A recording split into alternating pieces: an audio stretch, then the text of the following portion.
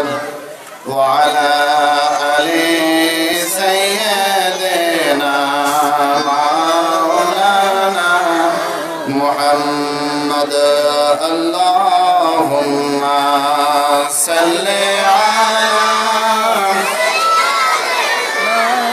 مولانا محمد وعلى آل سيدنا مولانا محمد والعصر। আল্লাহ সম্মানিত আমার শ্রদ্ধেয় আলেমগণ, আল্লাহর অতি আদরের মহাব্বতের বান্দারা, রাতুল মাইক সার্ভিস ও বাজার ব্যবসায়ীদের যৌথ উদ্যোগে চর মহিউদ্দিন বাজার সুবর্ণচর নোয়াখালী আজিমুশান ওয়াজ ও দোয়ার মাহফিলের সম্মানিত সভাপতি এবং সম্মানিত আমন্ত্রিত উলামায়ে কেরাম, আসসালামু আলাইকুম ওয়া রাহমাতুল্লাহি ওয়া বারাকাতুহু। ওয়া আলাইকুম আসসালাম। আমি ভূমিকা থেকে সরাসরি শুরু না করে আলোচনা সরাসরি শুরু করে দেব, এই কারণে যেহেতু আলোচক বৃন্দ অনেক আছেন, বিজ্ঞ উলামায়ে কেরাম আছেন, তাই আমাকে খুব দ্রুত কথাবার্তা বলতে হবে। আপনারা যারা দাঁড়িয়ে আছেন সবাই বসে যান, মাহফিলের পরিবেশ রক্ষার্থে প্রত্যেকে বসে যান। মহাগ্রন্থ আল কোরআনের একটি ছোট্ট একটি সূরা, সূরাতুল আসর, এই সূরার আমি প্রথম আয়াত তেলাওয়াত করেছি। এই আয়াতের মধ্যে থেকে ইনশাআল্লাহ এই সূরার সম্পূর্ণ তাফসীর করব এবং এই মাফিক কিছু কথা বলবো। আপনারা শুনতে রাজি আছেন তো ইনশাআল্লাহ? ইনশাআল্লাহ। মহান আল্লাহ রাব্বুল আলামিন মহাগ্রন্থ আল কোরআনের মধ্যে সুস্পষ্টভাবে বলে দিয়েছেন ওয়াল আসর। এই আয়াতের তাফসীরে হযরত জালালউদ্দিন মাহল্লী রাহমাতুল্লাহ আলাইহি এবং কি তাফসীর রুহুল মাআনি যিনি লিখেছেন আল্লামা আলুসি রাহমাতুল্লাহ আলাইহি, তাফসীরে দুররে মানসুর যিনি লিখেছেন জালালউদ্দিন সুয়ুতী রাহমাতুল্লাহ আলাইহি, খাস করে তাফসীর ইবনে কাসির, তাফসীরে তাবারি সহ প্রায় 12টা তাফসীরের মধ্যে এই শব্দটা এইভাবে এসেছে ওয়াল আসরি আই আদ-দাহরি। ওয়াল আসর বলতে আল্লাহ রাব্বুল আলামিন বলছেন সময়ের শপথ। কিসের শপথ? কথা বলতে হবে। কিসের শপথ? সময়ের শপথ। তাহলে আল্লাহ কেন শপথ করবে? প্রশ্ন থাকে না? জি। মনে রাখবেন, আমরা যখন কোনো কথাবার্তা বলি, কথাবার্তার পূর্বে যদি গুরুত্বপূর্ণ কথা হয় আমরা বলি সবাই চুপ থাকুন, আমার কথা মনোযোগ দিয়ে শুনুন, এভাবে বলি না? যে সমস্ত বিষয়গুলো খুব গুরুত্বপূর্ণ, খুব ইম্পর্টেন্ট, ওই বিষয়গুলোর মধ্যে আল্লাহ রাব্বুল আলামিন কসম করেন, সুবহানাল্লাহ। আর আমরা যদি কসম করি, আমাদের জন্য একটা কসম শুধু জায়েজ হবে। আমরা অনেক সময় বলি মায়ের কসম, বাবার কসম, দাদার কসম, অমুক হুজুরের কসম, বলি না? এগুলো বলা যাবে না, বলতে হবে আল্লাহর কসম বা ওয়াল্লাহি আমি যে কথা বলছি এই কথাটা সহিহ। কথা বুঝতে পারছেন তো? তাহলে আল্লাহ বলতেছেন ওয়াল আসরি, সময়ের শপথ। তো এটার ব্যাপারে তাফসীর জালালাইন থেকে বলছি আই আদ-দাহরি মানে যুগের শপথ, অথবা আউমা বা'দা যাওয়ালি ইলাল গুরুবি মানে মধ্যাহ্ন থেকে সূর্য অস্ত পর্যন্ত এই সময়টার শপথ। এরপর আল্লাহ বলছেন এই ওয়াল আসরির এই ব্যাখ্যা জালালাইনে আরেকটা এসেছে কি আও সালাতিল আসর মানে আসরের সময়টাকে বোঝানো হয়েছে। সুবহানাল্লাহ বলেন। সুবহানাল্লাহ। এই সূরা থেকে আমরা চারটা জিনিস জানবো। কয়টা জিনিস? চারটা। এর মধ্যে একটা জানবো আমল সম্পর্কে, ইনশাআল্লাহ বলবেন না? ইনশাআল্লাহ। আমরা জানবো উপদেশ সম্পর্কে, ইনশাআল্লাহ বলবেন না? এই দুটো নিয়ে আপাতত কথা বলে সময় পেলে আরো বলবো ইনশাআল্লাহ। তাহলে এখানে প্রথম আয়াত দ্বারা আমরা বুঝতে পারলাম আল্লাহ রাব্বুল আলামিন গুরুত্বপূর্ণ কিছু আমাদেরকে বলতে চাচ্ছেন, ঠিক কি না? গুরুত্বপূর্ণ কিছু আল্লাহ আমাদেরকে বলতেছেন, যার জন্য আল্লাহ সময়ের কসম করেছেন কিংবা যুগের কসম করেছেন কিংবা মধ্যাহ্ন থেকে সূর্যাস্ত পর্যন্ত সময়ের কসম করেছেন কিংবা আসরের সময়ের কসম করেছেন। এই আসর শব্দটা থেকে সূরাতুল আসর সূরার নামকরণ করা হয়েছে। সুবহানাল্লাহ বলবেন না? এরপর আল্লাহ বলেন ইন্নাল ইনসানা লাফি খুসর, এতটুকু পর্যন্ত আসেন।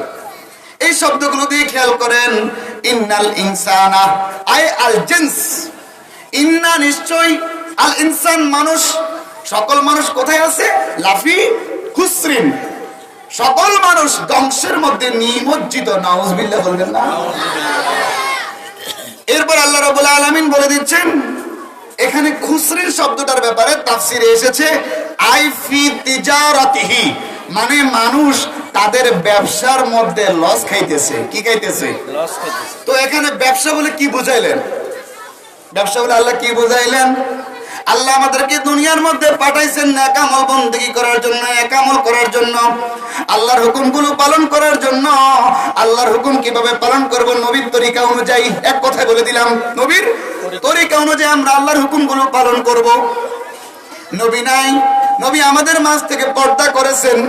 আমরা যেভাবে এখন বসে আছি, নবী আমাদের সামনে এভাবে নাই।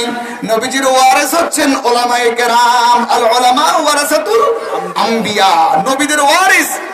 নবীরা মিরাসের কোন জায়গা সম্পত্তি টাকা পয়সা রাখা যায় নাই। নবীদের মিরাসটা হচ্ছে এলেম, আর এই এলেমটা উলামায়ে কেরাম বহন করবে, বহন করে সকলের কাছে পৌঁছায় দিবে। সুবহানাল্লাহ বলবেন না? তাহলে এখানে আল্লাহ রাব্বুল আলামিন বলছেন ইন্নাল ইনসানা লাফি খুসরিন, সমস্ত মানুষই কিসের মধ্যে? ধ্বংসের মধ্যে কিংবা ক্ষতিগ্রস্তে নিমজ্জিত। এখানে আল্লাহ পরায়াতে বলতেছেন, বান্দারা রে, মন খারাপ করিও না, তোমাদের ব্যাপারে কি আসছে? কথা আসছে। পরায়াত খেয়াল করেন, ইল্লাল্লাযীনা আমানু, তারা ব্যতীত যারা ঈমান আনয়ন করেছে। দ্রুশির বেন আল্লাহুম্মা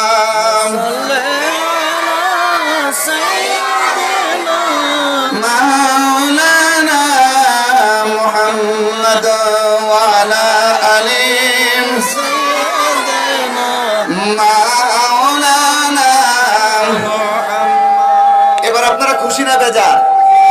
আগে আল্লাহ বলছেন সমস্ত মানুষ কিসের মধ্যে? ক্ষতির মধ্যে, ধ্বংসের মধ্যে নিমজ্জিত। এখন আল্লাহ ভাগ করে দিচ্ছেন, মানুষ, আমার বান্দারা, তোমরা নারাজ হইও না, বান্দারা তোমরা মন খারাপ কইরো না রে বান্দা, মনে রাখো ইল্লাল্লাযীনা আমানু, যারা ঈমান আনয়ন করেছে তারা ব্যতীত। সুবহানাল্লাহ বলেন। আমরা এখানে সবাই ঈমানদার না বেঈমান? কোন তো ঈমানদার? কে কে ঈমানদার হাত তুলে দেখান। আলহামদুলিল্লাহ, হাত নামান। আমরা ঈমান আছে বিদেই তো আমরা সবাই এখানে আসছি, তাই না? উলামায়ে কেরামের মুখ থেকে আমরা কিছু কথা শুনবো, এই জন্যই আসছি। কি বলেন? জি। এখানে বলছেন ইন্নাল্লাযীনা আমানু, কিন্তু আল্লাহ বলেন নাই। এখানে বলছেন ইল্লাল্লাযীনা আমানু, ইন্না শব্দ ব্যবহার করেন নাই। ইন্না ব্যবহার করছেন না। ইল্লাল্লাযীনা আমানু ওয়া আমিলুস সালিহাত, যারা এক নম্বর ঈমান আনয়ন করেছে, দুই নম্বর যারা আমলে সালেহ সৎকর্ম করেছে, যারা ভালো কাজগুলো করেছে, নেক কাজগুলো করছে। এক কথা আমলে সালেহ বলতে যত ভালো কাজ আছে, সমস্ত ভালো কাজগুলো এই আয়াতের এই শব্দের হুকুমের মধ্যে চলে এসেছে। এরপর বলতেছেন ফালিয়াসু ফি খুসরানি ওয়া তাওয়াসাউ বিল হাক্কি ওয়া তাওয়াসাউ বিস সাবর ওয়া তাওয়াসাউ বিল হাক্কি। এই আয়াতের মধ্যে আপনি দেখেন তাফসীরের মধ্যে জালালউদ্দিন সুয়ুতী রাহমাতুল্লাহ আলাইহি, জালালউদ্দিন মুহল্লী রাহমাতুল্লাহ, যেই দুইজন মিলে একটা তাফসীর লিখেছেন। তাফসীরের নাম কি বলেন? তাফসিরে জালালাইন। তাফসিরে জালালাইন। আপনি আরো 11টা তাফসির খুলে দেখবেন, হুবহু তাফসিরটা প্রায় মিলে যাবে। এখানে বলা হচ্ছে ইল্লাল্লাযীনা আমানু ওয়া আমিলুস সালিহাত, তারা ব্যতীত যারা ঈমান আনয়ন করেছে এবং কি করেছে? একটু আগে বলেছি, বলেন, নেক আমল করেছে। কি করেছে? নেক আমল সম্পর্কে একটু কথা বলি নাকি? নেক আমলটা আমাদের সমাজে, আমাদের অবস্থানে, আমি আমার মধ্যে যদি ফুটে উঠাইতে পারি, তাহলে ঈমানের পরে আমি নেক আমল যদি করি, তাহলে আমি আমার ব্যবসার মধ্যে কি হব? লাভবান হব। কি হব? লাভবান হব। যদি না করি, ঈমান আনলাম, 5 ওয়াক্ত নামাজ পড়লাম না, আমি ঈমান আনলাম, আল্লাহর হুকুমগুলো, এক কথা ফরজ যতগুলো হুকুম আছে আমি মানলাম না, ওয়াজিব হুকুমগুলো আমি মানলাম না, সুন্নতে মুআক্কাদাগুলো আমি মানলাম না। এখন আমি কি ভালো কাজ করছি? আমি কি জান্নাতের আশা করতে পারি?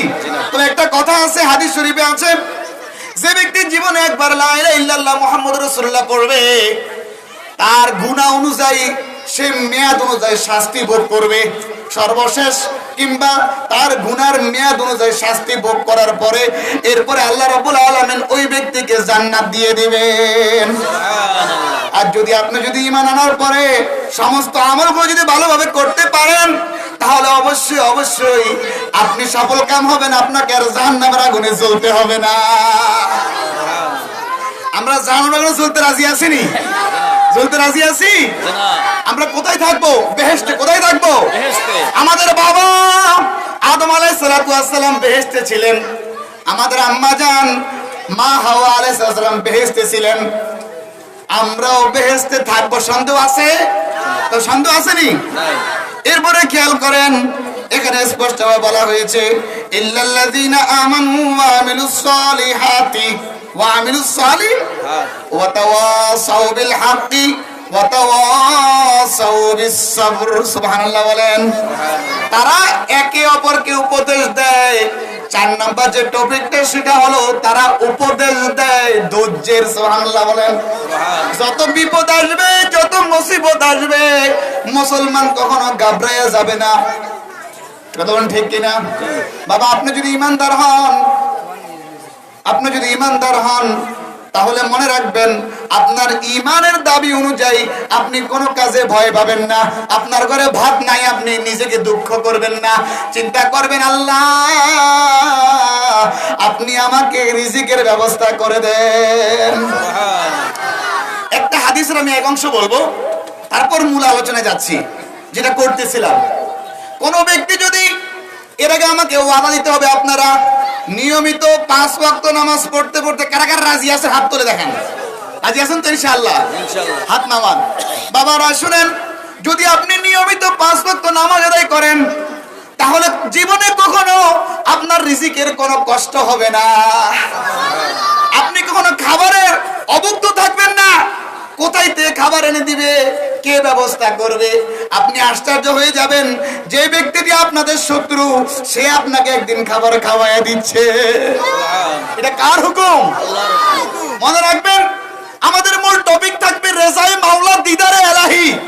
আল্লাহকে রাজি খুশি করব নবীর তরিকা অনুযায়ী। নবীকে পাবো হক্কানি ওলি আল্লাহদের মাধ্যমে, হক্কানি আলেমদের মাধ্যমে, ঠিক কিনা? ওনারা যে আমলগুলো করেন ওই আমলগুলো আমরা নিজেরা করব, কেননা ওনারা নবীর হাদিস পড়ে, আল্লাহর কোরআন পড়ে পড়ে আমল করেন, আমরা সেভাবেই করব। রাজি আছেন? তাহলে আমরা ফরজ ইবাদতগুলো করব ইনশাআল্লাহ। রাজি আছেন তো সবাই? ইনশাআল্লাহ। আগামী কালকে মসজিদ খালি থাকবে?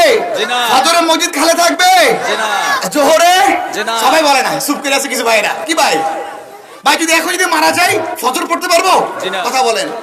আমার হিসাব নিকাশ, আমি যখন সাবালক হয়ে গেছিলাম, যখন আমি বালেগ হয়েছি, মহিলারা বালেগা হয়েছে, তখন থেকে আমার কিন্তু আমলনামা লিপিবদ্ধ শুরু হয়ে গেছে। আমি কয় ওয়াক্ত নামাজ কারা কাজা করেছি ওটা কিন্তু হিসাব অবশ্যই রয়েছে। আসেনি? আছে। তাহলে আমার উচিত হবে পারলে জীবনের নামাজগুলো আমি কাজাগুলো স্মরণ করে করে আদায় করা, আর আল্লাহর কাছে বেশি বেশি করে কান্না করা, আর এটা চাওয়া, আল্লাহ আমি আর জীবনে 1 ওয়াক্ত নামাজও কাজা করব না। আপনি আমাকে কি করেন, আমি প্রতি ওয়াক্ত নামাজগুলো ঠিক টাইমে তাকবীরে উলা সহিত পড়ার তৌফিক আমাদেরকে দান করেন। তাহলে আমরা আয়াত থেকে বুঝতে পারলাম যে মূল টপিকটা ঈমান, তারপর হচ্ছে আমল, তারপর হচ্ছে উপদেশ, তারপর হচ্ছে ধৈর্য, তারপর কি ধৈর্য। এই 4টা গুণ যদি আপনার মধ্যে থাকে, আশ্চর্য হয়ে যাবেন। আল্লাহর নবীর 2জন সাহাবী এমন ছিল, যখন তারা 2জন ভাই সাক্ষাৎ করত, সূরাতুল আসর একজন আরেকজনকে তেলাওয়াত করে শোনাইতো। আমরা আছি কাদ্দোস, আর আলেমেরা এখন এমন একটা পর্যায়ে পৌঁছে গেছি যে কারো বিরুদ্ধে না বললে আলেমদের পেটের ভাত হজম হয় না। এই জন্য বর্তমান ফিতনা। আমি সমস্ত আলেমদেরকে লক্ষ্য করে বলবো, এই আলেম ভাইয়েরা কোরআনের হাদিসের সঠিক কথাগুলো তুলে ধরেন, কেউ আর আপনাদেরকে বাধা দিবে না।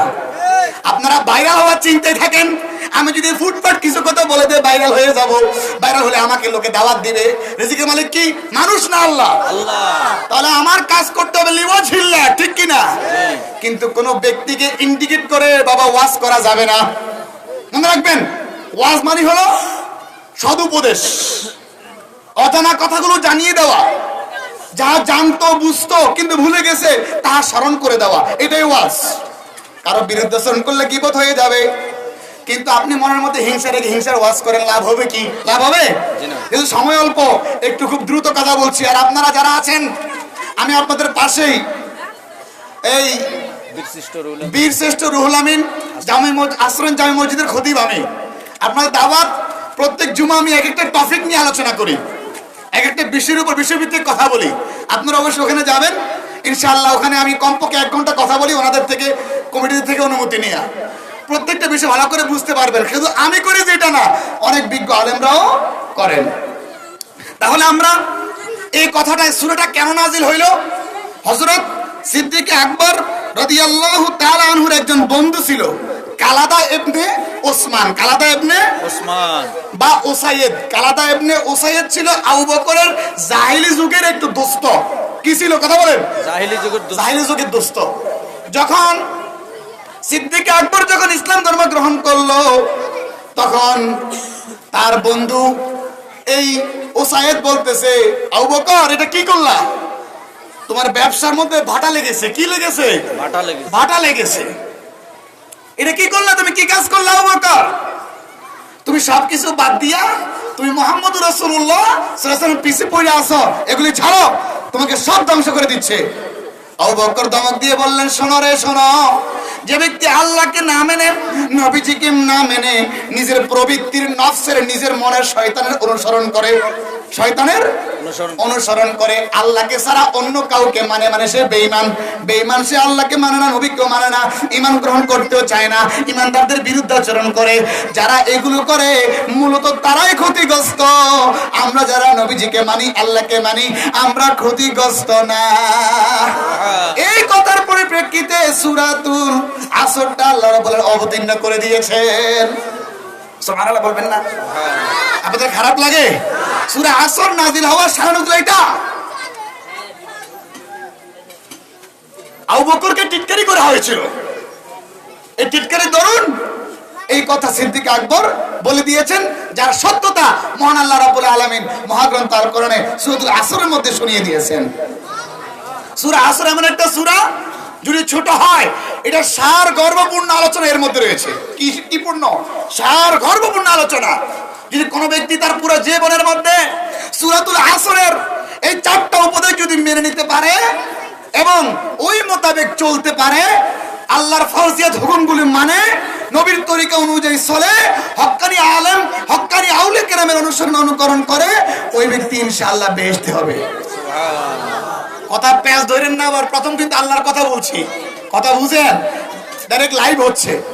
প্রথম আল্লাহর কথা বললাম, তারপর রাসূলুল্লাহর কথা বললাম, ওলামায়ে ওয়া রাসূল আম্বিয়া, ওলামাদের কথা বললাম, হক্কানি আল্লাহর ওলিদের কথা বললাম। এই ভারত উপমহাদেশে যদি ওলি আল্লাহরা না আসতো, কিয়ামতের আগে ইসলাম প্রচার হইতো? এই বাংলার জমিনে, এই ভারতের জমিনে, পাকিস্তানের জমিনে, এক কথায় ভারত উপমহাদেশে, হিন্দুস্তানে আউলিয়া কেরামগণ ইসলাম প্রচার করেছেন রুহানি শক্তির বলে, তরোয়াল দেখাইয়া না। কথা বুঝতে পারছেন? আজকে আমরা কই তরোয়াল রুমিয়া, তবে তরোয়ালকে ডেঙ্গানো যাবে না। ইসলাম রক্ষার্থে, ইসলামের প্রয়োজনে তরবারের ব্যবহার হয়েছে, কিন্তু তরবারের জোর দিয়া ইসলাম আসে না। কথা বুঝছেন? তাই অস্ত্রের দমক দিয়েন না। আলেমরা কথা একটু হিসাব করে বলবেন। কথা বুঝতে পারছেন? কথা বুঝতে পারছেন তো? রুহানি শক্তি হাসিল করতে হবে, অন্তরটাকে পরিশুদ্ধ করতে হবে। লাঠি লাগবে না, ছুরি লাগবে না। আপনি বাংলায় কথাটা বললে মানুষের অন্তরে গাঁথবে, ওই মানুষ সেটা গ্রহণ করে আমল শুরু করবে। এই জন্য আত্মশুদ্ধি লাগবে। কি লাগবে? আত্মশুদ্ধির জন্য শর্ত কি? আত্মশুদ্ধির জন্য শর্তটা কি?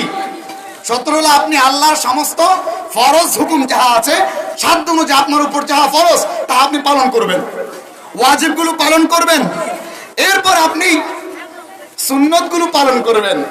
অতিরিক্ত আপনি আল্লাহর নৈকট্য হাসিলের জন্য নফল ইবাদত বন্দি করুন। সুবহানাল্লাহ বলেন। সুবহানাল্লাহ। সহিহ বুখারী জলদে সানি 965 নম্বর পৃষ্ঠার মধ্যে বড় একটা হাদিস এসেছে।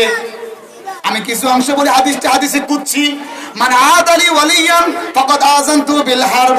আল্লাহ নিজে ঘোষণা করে দিচ্ছেন, যে আমার ওলির বিরুদ্ধে শত্রুতা করে, যে আমার ওলির বিরুদ্ধে দুশমনি করে, যে আমি আল্লাহর বন্ধু মানি আমার ওলির বিরুদ্ধে আচরণ করে, আমি আল্লাহ স্বয়ং তার বিরুদ্ধে যুদ্ধ ঘোষণা করি। এখন ওলি হইতে হলে কি লাগবে? ফরজ শর্ত, ওয়াজিব, সুন্নত। এরপরে আপনার লাগবে নফল বন্দেগী। সুবহানাল্লাহ বলেন। আমরা আওয়াবিন নামাজ পড়ি কিনা? সবাই কথা বলেন না কেন? পড়ি কিনা? আওয়াবিন নামাজ, ইশরাকের নামাজ, চাশতের নামাজ, এই তাহাজ্জুদের নামাজ। তাহাজ্জুদ ছাড়া কেউ জীবন ওলি আল্লাহ হতে পারবে না। ওদিকে গেলে বড় হয়ে সংক্ষেপে বলছি। যেমন অনেকে বলে থাকেন যে আওয়াবিন নামাজ নাকি মাগরিবের পরে পড়া যাবে না, ওটাকে পড়তে হবে ফজরের পরে সূর্য যখন গরম হবে। অনেকে চাশতের নামাজকে আওয়াবিন বলে উল্লেখ করেন, এরকম মানুষ বাংলার জমিনে আছে। তবে আহলে সুন্নাত না। অন্যদিকে বললে অন্যদিকে যাবে, বলবো না। আহলে সুন্নাত না, যারা নিজেদেরকে সালাফি দাবি করে, আহলে হাদিস দাবি করে, তারা বলে আওয়াবিন বলতে কোনো কিছু শব্দ হাদিসে। আমরা বলবো ভাই, আজকে 11 বছর হাদিস পড়ি এবং পড়াই, কিন্তু কোথাও তো এর বিরুদ্ধে পাইলাম না। তাহলে আপনি মোবাইলের অ্যাপস আছে, ওই অ্যাপস এর মধ্যে আল হাদিস একটা অ্যাপস আছে, ওখানে 40টা কিতাব বাংলাতে অনুবাদ করা আছে। আপনি কি সেই মৌলবী হয়েছেন? কথা পায় না জি না। না, আমরা এমন না যারা কওমিতে পড়াশোনা করে দাওরা করে। কয় বছরে? 4 বছরে দাওরা করে, কিংবা 2 বছর। কয় বছর এখন দাওরা? কয় বছর কওমিদের দাওরা? দাওরা শুধু দাওরাটা 4 বছর। ইফতা দাওরা করে 1 বছর কি করে? ইফতা করে। এরা অবশ্যই কিতাবাদি পড়ে আলেম হয়।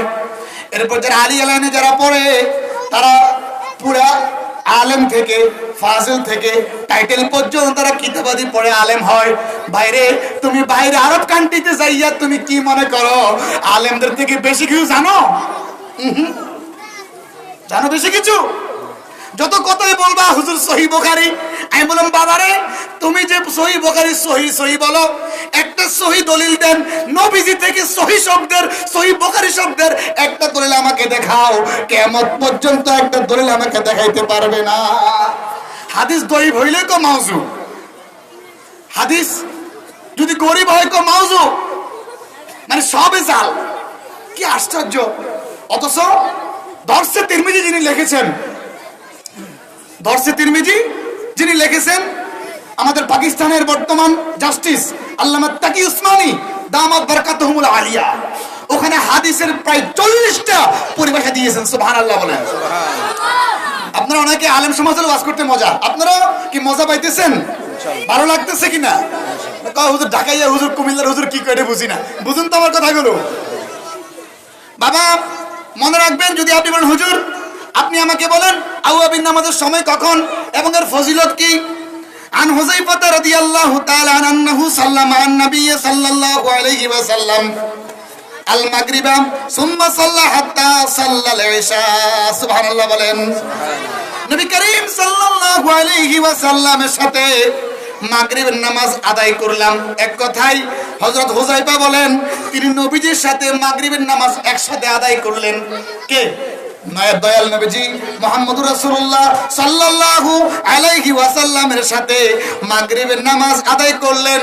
নবীজি মাগরিবের পরে এশার পর্যন্ত নফল ইবাদত বندگی নফল নামাজ পড়েছেন। সুবহানাল্লাহ। এত আস্তে বলেন সুবহানাল্লাহ।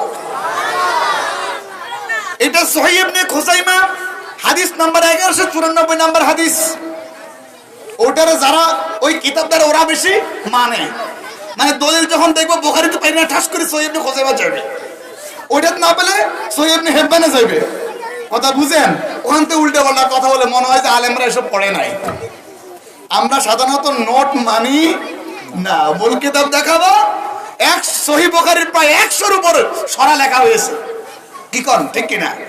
এর মধ্যে বেশি প্রাধান্য দেন আল্লামা বদরুদ্দিন আইনি রহমাতুল্লাহ আলাইহি এই সরাটা এবং ইবনে কাসির রহমাতুল্লাহ আলাইহি সরাটা। আবার অনেকে যারা কওমি ভাইরা আছেন, এরা ফয়জুল বারী, উমদাতুল কারি বদরুদ্দিন আইনি রহমাতুল্লাহ আলাইহির লেখা। যারা উমদাতুল কারি পড়েন তারা কি পড়েন? ফাথুল বারি পড়েন, তারা ফাইজুল বারি পড়েন। কিন্তু আমার ওই বিদেশি ভাইরা এটির নাম ভালো করে কইতে পারবে না, তাহলে ওদের থেকে আমরা কি গ্রহণ করব? উম্মাত শুনেন, আপনি গেছেন সৌদি আরব, আমেরিকা চাকরি করতে গিয়ে আপনি ওখানে শেখেরা, আপনার ওস্তাদেরা ওখানে কি করে সেগুলি আইনা বাংলাদেশের আলেমদের সাথে আপনারা তর্ক লাগান। আর বাংলার আলেমেরা বা পৃথিবীর আলেমেরা মাদ্রাসায় গিয়ে দর্শখানায় গিয়ে ইলম অর্জন করে আলেম হয়। এখন আর কবেন আপনারা আলেম? ধরেন কইবে যে হুজুর আপনারা আমগো থেকে আরবি কম পারেন। এখন ভাই একটা মূর্খ বেটা যদি ওই আমেরিকায় 5 বছর থাকে, ও ইংলিশে অনর্গল যেভাবে কথা বলতে পারবে, বাংলাদেশের মাস্টার্স ইংলিশে করে সেভাবে পারবে কিনা? তাহলে তার জ্ঞান কি আর ওই মাস্টার্স করার ব্যক্তির জ্ঞান এক? নো, চেহারা সুন্দর দেখলে গ্রহণ করা যাবে না। যার থেকে আপনি দিন গ্রহণ করছেন তার আবাদ মস্তক দেখবেন, তার সনদ ঠিক আছে কিনা দেখবেন, তার উস্তাদ আছে কিনা দেখবেন, তার এলেমের বর আছে কিনা দেখবেন, তার তাকওয়া পরহেজগারিতা খোদাভীতি আছে কিনা দেখবেন, তারপরে গ্রহণ করবেন। নতুন নতুন কোন জিনিস আমাদের মানা উচিত নয়। যেমন আরেকটা হাদিস বলছি, আনাবি হুরায়রা রাদিয়াল্লাহু তাআলা আনহু قال قال رسول الله صلى الله عليه وسلم من صلى 6 ركعات بعد المغرب لا يتكلم بينهن بشيء الا بذكر الله ودلنا له بعبادتي 12 سنه। সুবহানাল্লাহ বলেন। এই হাদিসটা সহিহ ইবনে খুজাইমাতে এসেছে 1195 নম্বর হাদিস। একই কথা বলবো না, আপনাদের সাথে কথা বলে থামাই দেবেন। এগুলো শয়তান ওদেরকে ওয়াসওয়াসা দিচ্ছে। যেখানে কোরআনের আলোচনা হবে, রাসূলের হাদিসের আলোচনা হবে, শয়তান ওখানে আসবেই। এই শয়তানগুলোকে থামাই দিবেন, তো শয়তান ঢুকতে পারবে না ভিতরে। কথা বুঝেন? যে ব্যক্তি, নবী করিম সাল্লাল্লাহু আলাইহি ওয়াসাল্লাম বললেন, যে ব্যক্তি মাগরিবের নামাজের পরে ফরজ নামাজ পড়বে, সুন্নত নামাজ পড়বে, তারপর যদি কোনো ব্যক্তি 2 রাকাত করে 6 রাকাত আওয়াবিন নামাজ পড়ে, এর মাঝে কোনো ব্যক্তি, ওই ব্যক্তি যদি কোনো খারাপ কথা না বলে, বাজে কথা না বলে, এক কথায় গুনার কথা না বলে, যদি ওই ব্যক্তি এভাবে একদিন যদি কোনো ব্যক্তি 6 রাকাত 2 রাকাত করে আওয়াবিন নামাজ পড়ে, তাহলে তার আমল নামায় 12 বছর ইবাদতের সওয়াব আল্লাহ দিয়ে দেবে। আপনি প্রতিদিন পড়লে ওই সব প্রতিদিন আপনার আমল নামায় দেওয়া হবে। পড়তে রাজি আছেন ইনশাআল্লাহ? কি ফরজ বাদ দিয়া? না। সুন্নাত বাদ দিয়া? না। ওয়াজিব বাদ দিয়া? না। আমরা ফরজ পড়ব তো ইনশাআল্লাহ, ওয়াজিবের উপর আমল করব তো ইনশাআল্লাহ, সুন্নাতের উপর আমল করব তো ইনশাআল্লাহ, অতিরিক্ত হিসাবে নফল হিসাবে আওয়াবিন পড়ব তো ইনশাআল্লাহ, ইনশাআল্লাহ। এবার একটু সামনে যান। আনাবি হুরায়রা রাদিয়াল্লাহু তাআলা আনহু قال قال رسول الله صلى الله عليه وسلم من صلى بعد المغرب 6 ركعات لم يتكلم فيما بينهن بسوء عدلنا له بعبادتي 12 سنه। একই হাদিস, ওটা জামে তিরমিজিতে এসেছে 435 নম্বর হাদিস, সুনান ইবনে মাজাতে এসেছে প্রায় হাদিস নাম্বার 1374 নম্বর হাদিস। সুবহানাল্লাহ বলেন। একই হাদিস। আরেকটা হাদিস হলো আন আব্দুল্লাহ ইবনে ওমর قال সালাতুল আওয়াবিনা। তাহলে আওয়াবিনের কথা হাদিসে আসেনি? কথা কই না কা? সালাতুল আওয়াবিনা মা বাইনা আই ইয়ালতাফিতা আহলুল মাগরিবি ইলা আন ইয়াসুবা ইলা আল-ইশা। সুবহানাল্লাহ বলেন।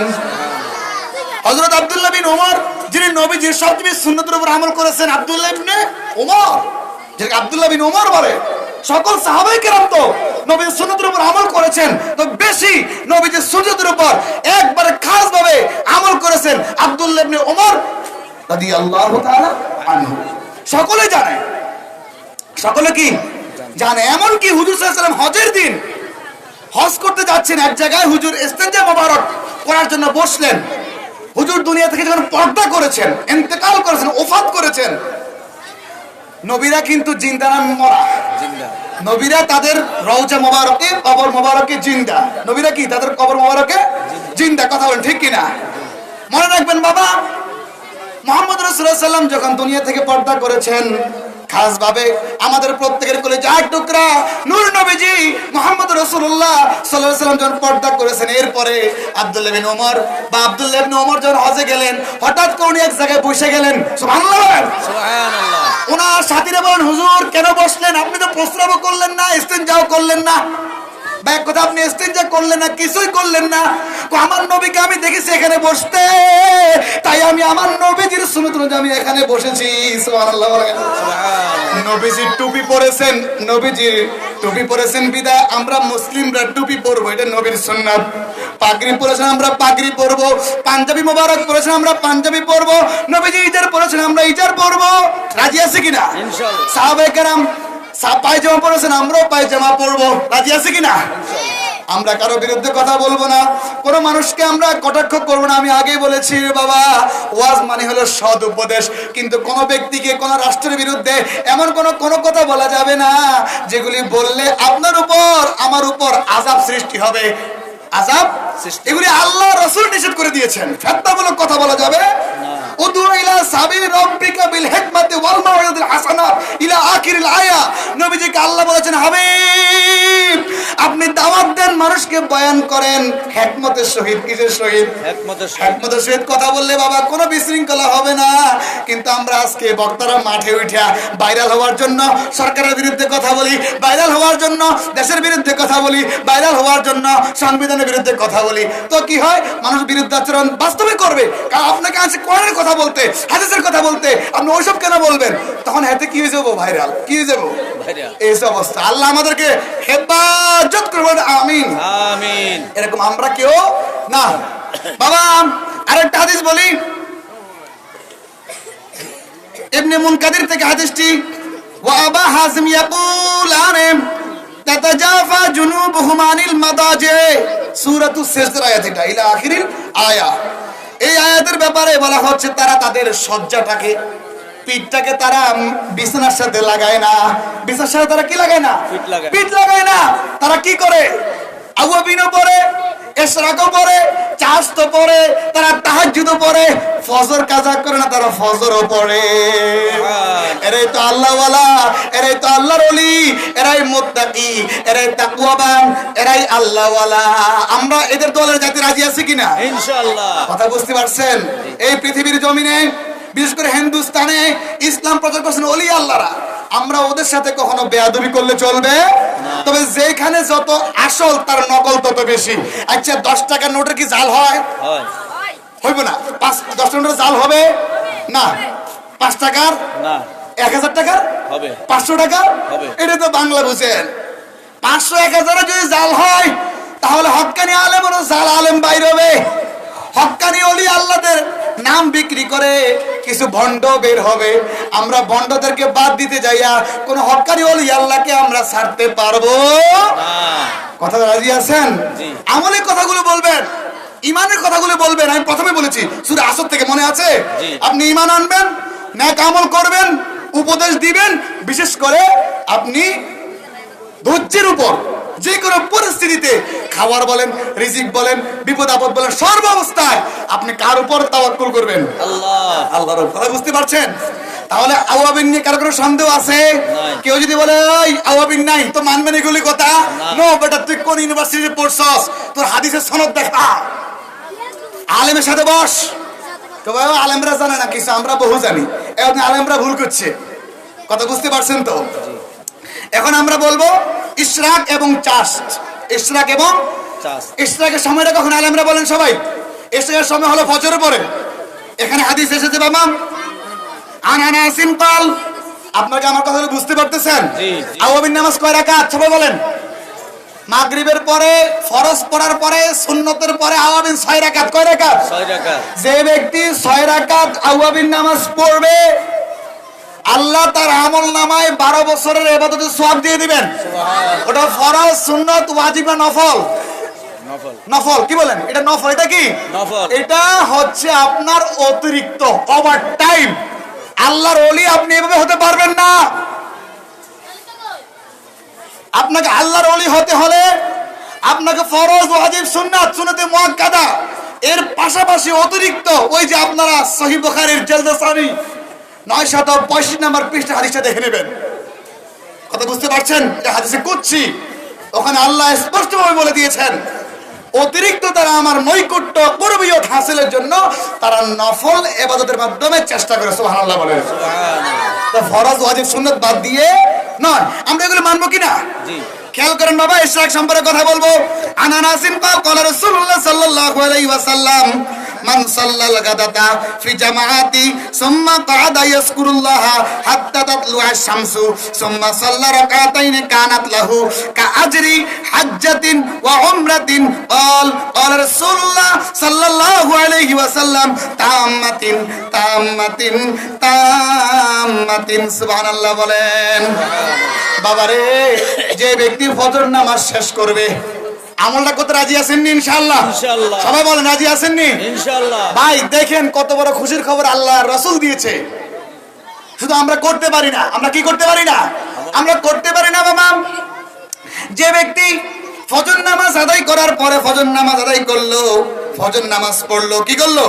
ফজরের নামাজ আদায় করলো, সূর্য ওঠা পর্যন্ত তার নামাজের মুসল্লার মধ্যে বসে তওবা করলো, ইস্তেগফার করলো এবং কি করলো? কোরআন তেলাওয়াত করলো, জিকির করলো। কি মহব্বত জিকির করেন, লা ইলাহা ইল্লাল্লাহ, লা ইলাহা ইল্লাল্লাহ, লা ইলাহা ইল্লাল্লাহ, লা ইলাহা ইল্লাল্লাহ, লা ইলাহা লা ইলাহা ইল্লাল্লাহ মুহাম্মাদুর রাসূলুল্লাহ সাল্লাল্লাহু আলাইহি ওয়াসাল্লাম। অনেক কথা ছিল বাবা বলার, কিন্তু সময় অল্প, তাই খুব দ্রুত বলছি। আপনারা কষ্ট পাচ্ছেন? আমি আমার ব্যাটারি গরম হতে কমপক্ষে 1.5 ঘন্টা সময় লাগে। কথা বুঝেন? জি ও ওনারা আমার মুসল্লি, ওনাদেরকে জিজ্ঞাসা, এখানে অনেকে আছে, আছেন না? জি। অনেক সময় আমি জুমার নামাজ পড়াই 2টায়, কখনো জুমার নামাজ পড়াই 1:45-এ, সাক্ষী আছে, আরো আছে, ওই যে দেখা যায় আমার বাবারা আছে, হাত তুলছে। এই জন্য একটু আপনারা কি কথাগুলো শুনবেন তো? ইনশাআল্লাহ। কথা শুনবেন তো? যে ব্যক্তি ফজর নামাজ আদায় করলো, এখন তো বলছে হুজুর যদি কোনো ব্যক্তি ফজর নামাজ আদায় করার পরে যদি ওই স্থান থেকে সরে যায় বিভিন্ন কারণে, পরে কি সেই ইশরাক পড়তে পারবে কিনা? পারবে, তবে সওয়াবটা একটু কম হবে। কি হবে? সওয়াবটা একটু কম হবে। কোন ব্যক্তি যদি ফজর নামাজের পরে, মূল হাদিসের তরজমাটা বলে দিচ্ছি, কোন ব্যক্তি যদি ফরজ নামাজের পরে কিংবা এক কথায় ফজর নামাজ কিংবা ফরজ নামাজের পরে, ফরজ নামাজের পরে কোন ব্যক্তি যদি তার মুসল্লায় বসে তওবা ইস্তেগফার করে, তাসবিহ তাহলিল করে, জিকির আজকার করে, কোরআন তেলাওয়াত করে, করতে করতে যখন সূর্যটা উঠবে, সূর্যটা কি হবে? উঠবে। যখন সূর্য উঠবে, সূর্য ওঠার 10 কিংবা 15 কিংবা 20 মিনিট পরে যদি কোনো ব্যক্তি 2 রাকাত ইশরাকের নামাজ পড়ে, তার আমল নামায় আল্লাহ রাব্বুল আলামিন একটা কবুল হজের, একটা উমরা হজের সওয়াব দিয়ে দিবেন। খুশি না বেজা? জি। এটা একবারে লিখিত হাদিস প্রমাণ করে। জামে তিরমিজির 586 নম্বর হাদিস এটা। আপনি আবার খেয়াল করেন, আমার কথা পেজ ভাঙ্গে দেই, কথা বুঝেন? আপনি 5 লাখ টাকা খরচ করে হজ করতে গেছেন, কিন্তু ওখানে যদি সুদের 1 টাকা থাকে, ঘুষের 1 টাকা থাকে, ওখানে যদি আপনার এক কথা হারাম, কি হারাম যদি আপনার পয়সা থাকে, এই থাকার দরুন আপনার হজটা নাও কবুল হতে পারে। কবুল হবে কিনা? কবুল হবে না। কিন্তু বাবা, তার মানে কি ফরজ হজ করা যাবে না? লাগবে লাগবে লাগবে। নিজের হালাল ইনকাম থেকে, নিজের